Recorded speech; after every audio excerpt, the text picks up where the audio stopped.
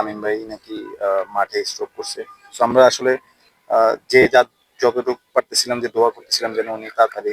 DPL এর প্রথম ৪ ম্যাচে রান পেয়েছেন, মাঝখানে ৩টা ম্যাচে রান পাননি, আজকে আবার সেঞ্চুরি করলেন। মাঝখানে কি ব্যাট প্যাচ ছিল নাকি আসলে? আহ, আমি আমার প্রসেসে ছিলাম, চেষ্টা করতেছিলাম। সো আসলে আহ, ওই 3টা ম্যাচ ফেভার করে নি। সো আজকে ওইটা ভালো হয়েছে, ডিপিএলটা ভালো যাচ্ছে। সো আমি চেষ্টা করতেছি যে কনসিস্টেন্ট থাকার, পারফরমেন্সটা কনসিস্টেন্ট রাখার। সো ইনশাল্লাহ চেষ্টা করবো এটা কনসিস্টেন্টলি শেষ করবো ডিপিএল। ইমন ডিপিএল সরি, ইমন তামিম ভাইয়ের খবরটা কখন শুনেছেন? শুনে মাঠেই শুনছি আসলে। খারাপ লাগছে, তামিম ভাই নাকি মাঠে স্ট্রোক করছে। তো আমরা আসলে যে যা যতটুকু পারতেছিলাম যে দোয়া করতেছিলাম যেন উনি তাড়াতাড়ি সুস্থ হয়। সো আমি ব্যাটিং এ যাওয়ার আগে শুনতেছিলাম যে উনি আসছে একটু ভালো অবস্থায় আছে। তো তখন একটু ভালো লাগতেছিল, ব্যাটিং ও যাচ্ছিলাম একটু।